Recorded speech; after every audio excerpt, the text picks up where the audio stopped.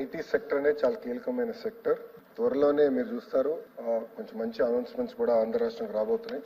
గతంలో జరిగిన అలాట్మెంట్స్ మనంగానే చూస్తే ఈ కంపెనీస్ అన్ని కూడా majority of them or IT companies. మనం కూడా ఆలోచించేది ఏంటంటే పెద్ద ఎత్తున ఐటీ కంపెనీస్ ని ప్రోత్సహించాలి. వాళ్ళకి అనవసరమైన నిబంధనలు పెడితే వాళ్ళు ఇబ్బంది పడతారు. ఇప్పటికే అసలు ఐటీ సెక్టర్ లేదు, సెక్టర్ రాకుండా ముందరనే రెగ్యులేషన్ చేస్తే ఇబ్బంది పడతారనే ఆలోచనతో we are not here to enforce any regulation. వాళ్ళు మనం యాక్చువల్లీ ప్రోత్సహించాలి. అది నంబర్ 1. నంబర్ 2, మీరు అన్నట్టు కొన్ని కంపెనీస్ వచ్చేగల ఇంకోటి డిఫరెంట్ టైప్స్ ఆఫ్ కంపెనీస్ ఉంటాయి.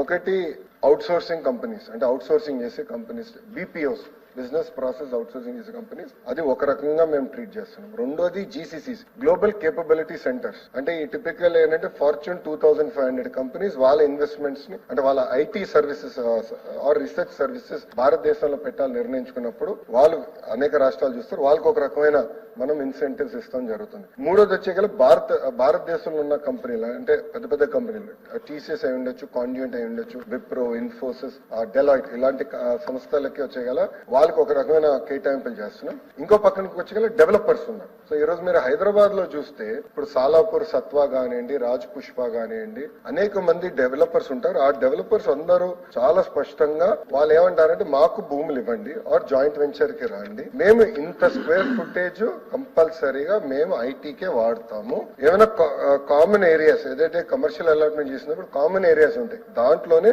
కమర్షియల్ యాక్టివిటీస్ చేసేదానికి అవకాశం ఉంటుంది. సో అట్లా ఒక్కొక్క దానికి ఒక్కొక్క ఫోకస్ గా మేము తీసుకుంటున్నాం. టాప్ 100 డెవలపర్స్ ఇండియాతో మాట్లాడుతున్నాం, టాప్ 100 ఐటీ కంపెనీస్ తో మాట్లాడుతున్నాం, టాప్ 100 బీపీఓ కంపెనీస్ తో మాట్లాడుతున్నాం, ఫార్చ్యూన్ 2500 కంపెనీస్ తో వాళ్ళు జీసీసీ తీసుకొచ్చేదానికి మాట్లాడుతున్నాం. అంతేకాకుండా జీసీసీకి వచ్చేగల అధ్యక్ష డైరెక్ట్ గా కంపెనీస్ కూడా డెవలప్ చేయాలి. So there are companies, specific companies ఎవరైతే GCC capability centre X company కోసం వాళ్ళు తయారు చేసి వాళ్ళు తిరిగి ఆ కంపెనీకి అమ్ముతారు ఆ GCC. So X company GCC భారతదేశంలో పెట్టాలంటే నేరుగా మేము పెట్టేదానికి ఇబ్బంది ఉంటుంది. మాకు లోకల్ అర్థం అవ్వదు, లోకల్ ఎట్లా రిక్రూట్మెంట్ చేయాలి అన్ని అర్థం అవ్వదు. సో మీరు సెంటర్ తయారు చేయండి. తయారు చేసిన 2-3 సంవత్సరాల్లో మీ దగ్గర నుంచి సెంటర్ మేము టేక్ ఓవర్ చేస్తాం. It's commercial transaction. అది కూడా మేము ఎట్లా చేయాలనే దానిపైన కూడా మేము డిస్కస్ చేస్తున్నాం జీసీసీ ఇండస్ట్రీస్ తో. కాంప్రహెన్సివ్ గా తీసుకుంటాం జరుగుతుంది. కొన్ని సందర్భాల్లో మేము కొంత భాగం కమర్షియల్ యాక్టివిటీస్ కూడా అలౌ చేస్తున్నాం, అంటే అలాంటి డౌట్ లేదు. ఎందుకంటే it is an integrated activity. వాళ్ళకి ఫుడ్ కోర్ట్స్ ఉంటాయి,